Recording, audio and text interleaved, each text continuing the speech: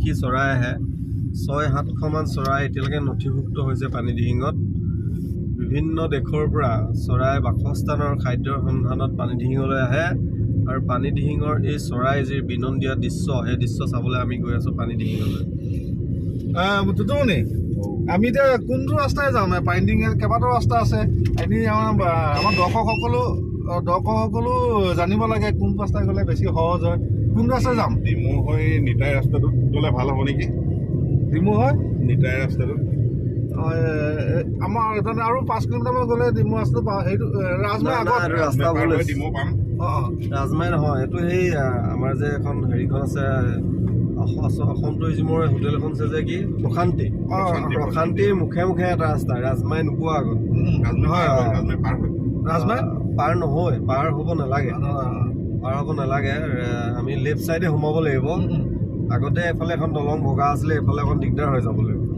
এতিয়া যাব পাৰি আৰু এটা ৰাস্তা আছে তোমাৰ শিৱসাগৰ নগৰৰ পৰা আখৈফুটীয়া হৈ এখন কি হ'ব নৈখন কি বুলি কয় এখন দিচাং নৈ পাৰ হৈ তাত এখন নতুন দলং কৰা হৈছে সেইফালেদিও যাব পাৰি সেইফালেদি আখৈফুটীয়া পাছৰ পৰাই পানীডিং আৰম্ভ হৈ যায়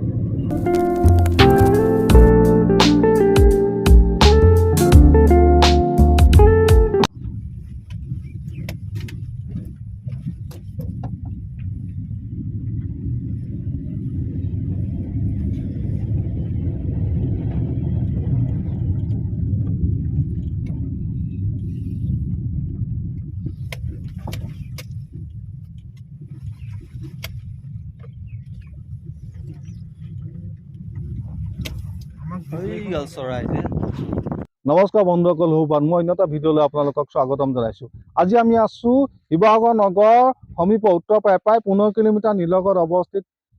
পানীডিং অভয়াৰণ্যত এই অভয়াৰণ্যখন হ'ল 1996 চনত অসম চৰকাৰে 33.9 বৰ্গ কিলোমিটাৰ অঞ্চল আৱৰি এক অভয়াৰণ্য হিচাপে ইয়াত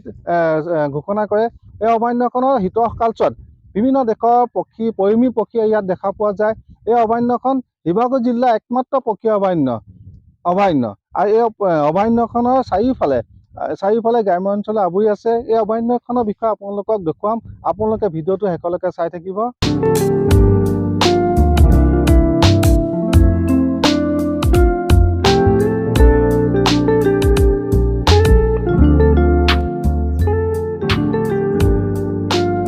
পানীডিং হ'ল শিৱসাগৰ জিলাৰ একমাত্ৰ পক্ষী অভয়াৰণ্য কবিতা লাগিব পাৰে কিন্তু কবিতাৰ নিচিনা ধুনীয়া পানীডিং আৰু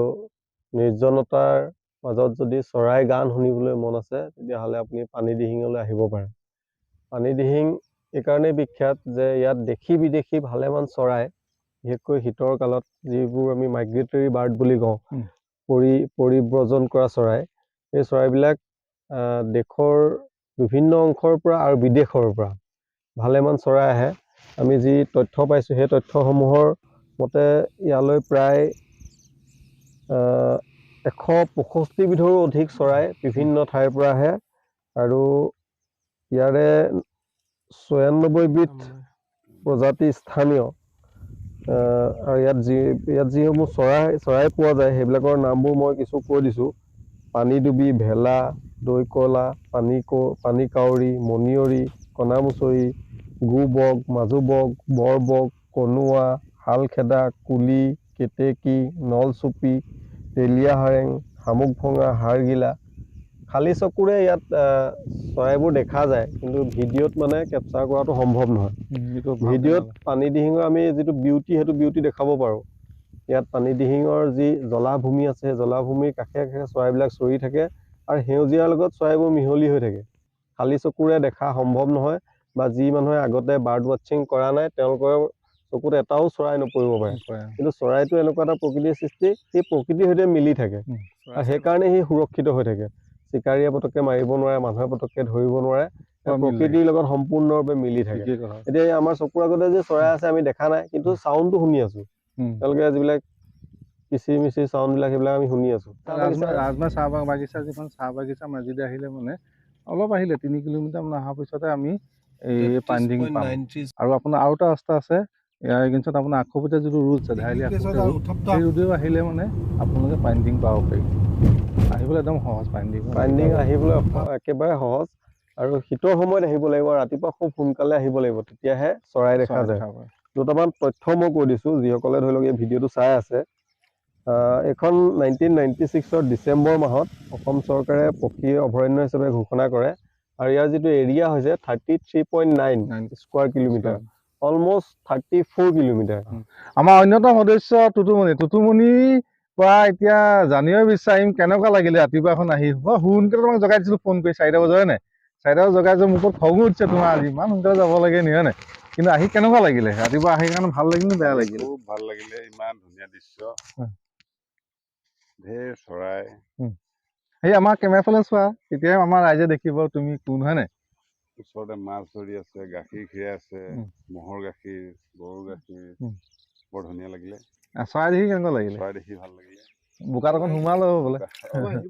বোকাত অকণ সোমাবই লাগিব চৰাই বিচাৰি আহিলে ভাল লাগিলে ৰাইজেও আহিব পাৰে তাৰমানে আহিব পাৰে চাব পাৰে নহয় কোন সময়ত আহিলে ভাল একদম ঠাণ্ডা দিন ঠাণ্ডা দিনত আহিলে ভাল পৰা আৰম্ভ কৰিব লাগে আহিবলৈ মাৰ্চ মানলৈকে মাছ ভাল লাগে ন ৰাতিপুৱা খালি খুব সোনকালে আহিব লাগে